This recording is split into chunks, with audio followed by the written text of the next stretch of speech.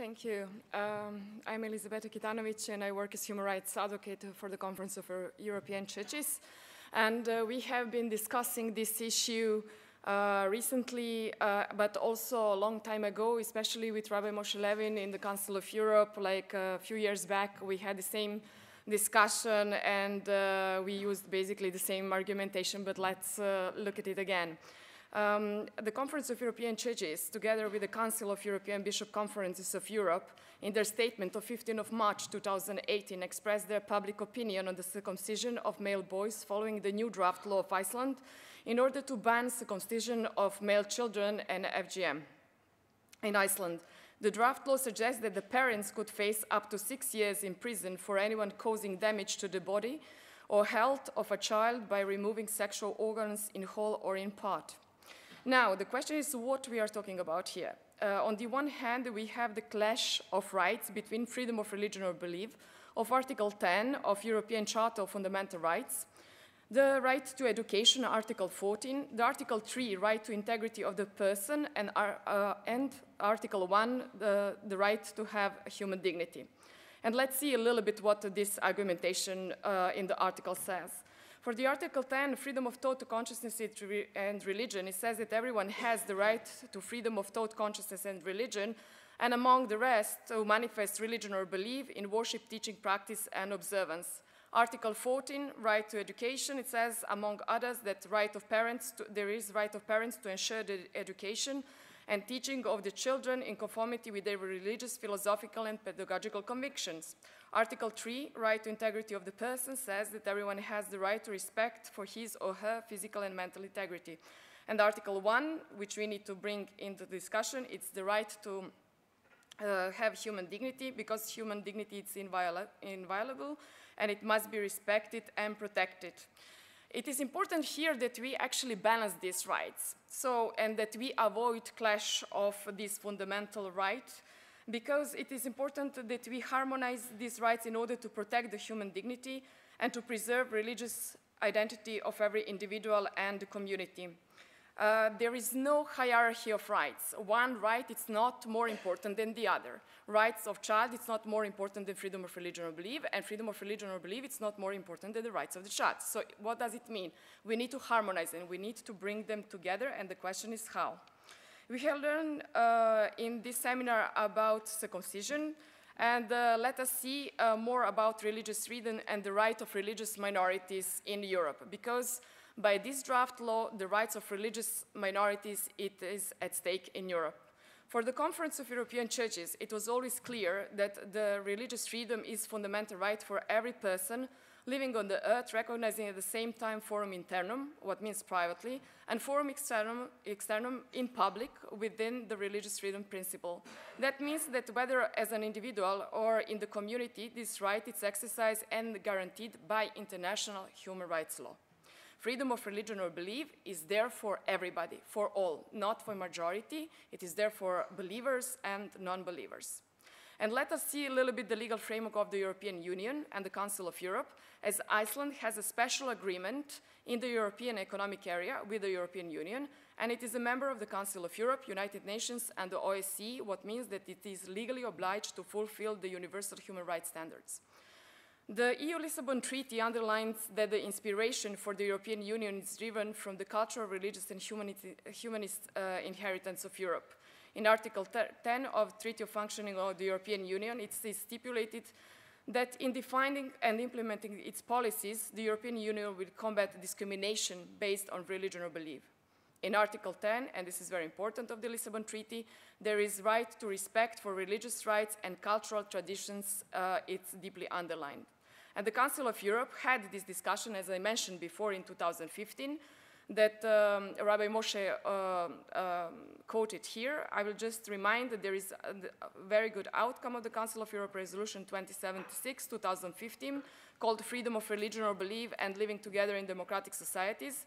And its Article 9, it says that as far as circumcision of young boys is concerned, that Assembly refers to its Resolution 1952, 2013 on children's rights to physical integrity, and out of a concern to protect children's rights, which the Jewish and Muslim communities surely share, recommends that the member states provide for ritual circumcision of children not to be allowed unless practiced by a person with the requisite training and skill in appropriate medical and health conditions. In this regard, a state like Iceland, instead of banning circumcision, the solution should look more in legally defining the medical, sanitary, and other conditions for circumcision to be practiced in Iceland and take into account public opinion of the parties concerned and expressed in this seminar today. Also, we can refer to the study of American Academy of Pediatricians, which was already mentioned, that was found that the health benefits of newborn male circumcision outweighs the risks, but the benefits are not great enough to recommend universal newborn circumcision. Now, if the boy is not circumcised, he cannot become a member of the Jewish or Muslim community because this act is compulsory to form its religious identity. There are a few points on this matter that I would like to bring to the table, and that is the situation of the rights of religious minorities in Europe. The Legal Act of Iceland raises also the issue of the treatment of the rights of religious minorities in Europe. The Conference of European Churches would like to indicate the importance of the European states to do everything in their power in order to help the preservation of the cultural and religious identity of minorities due to the importance of peaceful and stable coexistence of people living together in Europe.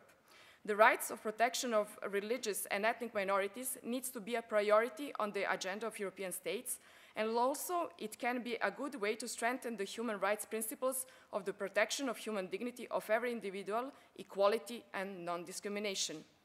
Benefits are not limited to minorities, since this protection will bring stability, economic development and prosperity to all. Implementation of the right contributes to the integration process in the society in order to avoid the assimilation of the religious communities into the standard cultural setting of majority, as they have the right to preserve and develop their own religious identity. This is why it is important to check good practices in other countries and see how other countries like Germany accommodated religious rituals in their legal system in order to meet the needs of their constituency and promote multiculturalism and solidarity. Jewish and Muslim community have the right to safeguard their own religious identity, as well as to promote and protect their own identity and participate in the cultural and social life as anyone else, and that is an added value for European pluralistic society. Also, it is important to say that the state needs to avoid such policies which contribute to the assimilation of religious and ethnic minorities. Therefore, it is important that the state accommodate religious beliefs into the public sphere by implementing the right to freedom of religion or belief in relationship to healthcare, education, and civil service. It is also important to notice that such act as a draft law of Iceland raises the issue of racism, xenophobia, religious hatred, keeping in mind that these phenomena are often directed against migrant communities. Iceland is not a member of the European Union, but it has an agreement with the European Economic Area, and it is a good partner of the European Union, and it would be therefore very important that as a non-EU member state to move forward to the acceptance of the above principles and values. In Germany in 2013, the Bundestag, German's parliament, passed a law allowing the religious procedure. According to the new rules, especially qualified members of the religious communities can perform the operation in the first 6 months of the boy's life, after which it must be performed by a physician.